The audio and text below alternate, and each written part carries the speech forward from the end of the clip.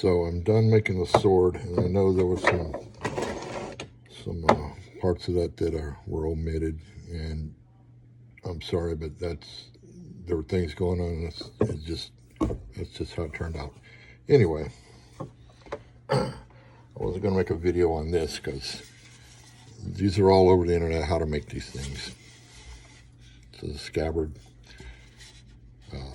2 pieces of wood sandwich. I got stringers running down each side, and I put this was an old belt, and then I've got anyway, it's down there drying for the belt loop thing that goes on here. So right now I have taken this piece of leather that I ordered from Tandy. I've stained it a little bit darker in a big bucket of hot old coffee, and as you can see, I wrapped it around the scabbard last night, clamped it up to try and pre-shape part of it at least, so you have this little ridge in here. And right now what I'm doing is I'm cutting the holes so I can sew it up. If you've ever tried to sew leather and you've got stuff that's this thick, which this is, I don't know, it's probably 7 or 8 ounce leather at least, and you're trying to shove a needle through there, good luck. You better get you one of these. A good friend of mine in Hawaii gave me this. He does excellent leather work. Me, not so much. But anyway, so cutting these holes in, and then I will put it back on the scabbard and glue it up. And as the glue sets, I will be sewing this up to try and tighten it up as much as possible. So I'm not going to bore you with every little hole I'm doing in here, but it's a tedious process. And I've got all my needles and thread from years ago when I tried to make leather sheaths or the knives that I made, which making knives and making leather is 2 different things, and I'm not very good at the leather. But this one, this is a pretty big project, and I really want to do the whole thing myself. This is a gift from my brother-in-law, and hopefully it turns out all right. I don't expect it to be perfect like it's from a store, but you know, I want it to be more of a rustic kind of thing. It looks like a Viking would have made it 1,000 years ago. Of course, they probably did a better job than I did, but anyway, that's what I'm shooting for. And I know they didn't have these kind of tools back then, but they didn't have 72-inch belt grinders either. So that's only so far I can go with historic stuff.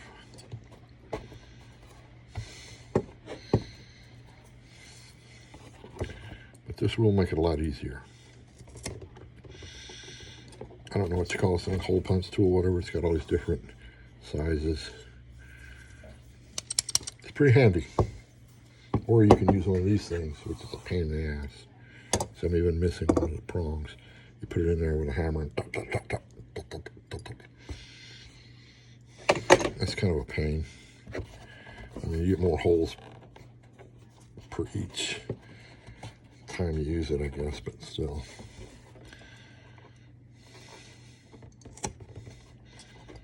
This is not too bad.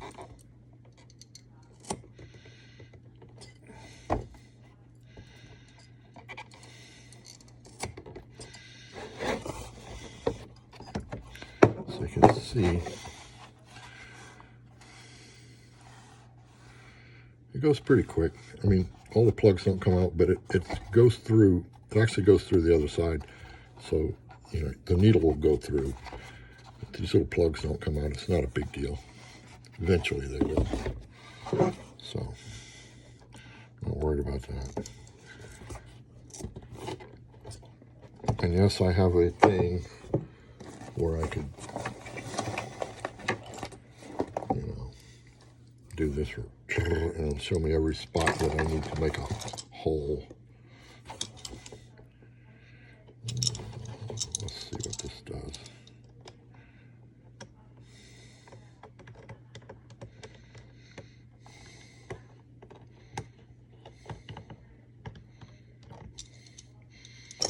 Give it a try and see. That looks pretty close together to me.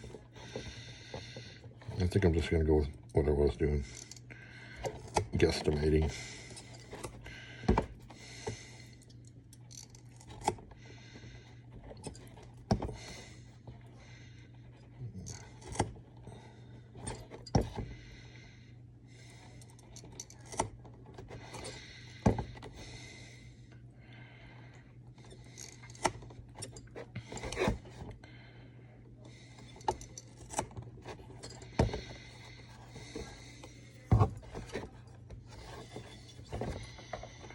I'm in my own light over here.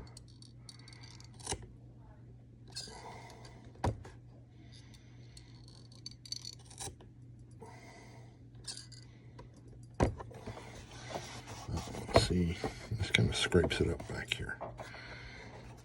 Gotta be careful.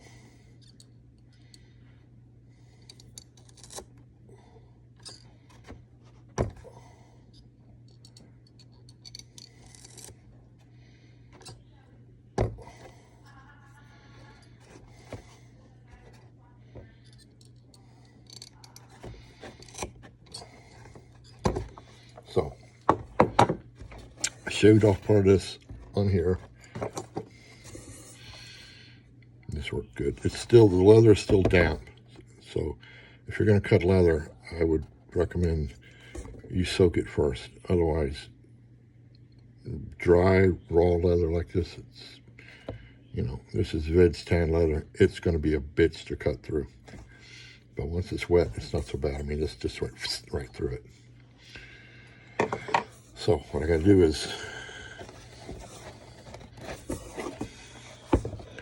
see how it's going to,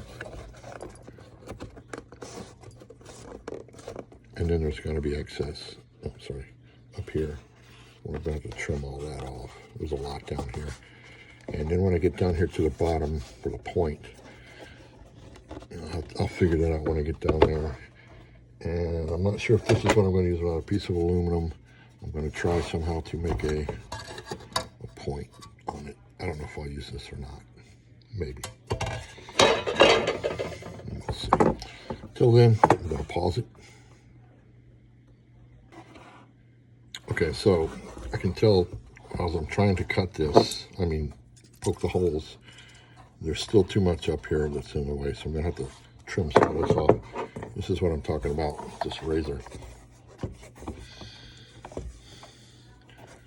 Be careful not to cut my fingers off.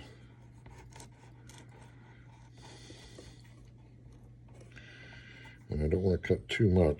I'd rather leave some and have to trim again than to not have enough after all this.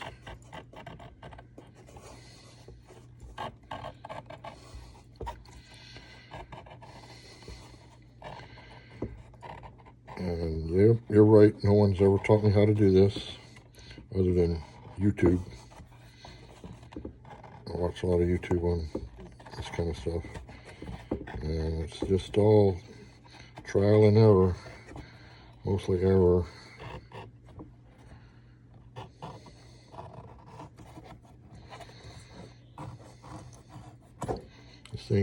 This is really not all that sharp. I don't think I could shave with it. But on this wet leather, it cuts really good. So now, that's part of it. So when I get it sewed up, there'll still be a little bit, and I'll try and go and, you know, trim it up as good as I can.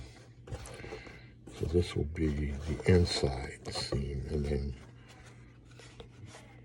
this side will be warning its body. I'll try and flatten it down or something, I guess, maybe. I'm not sure. But anyway,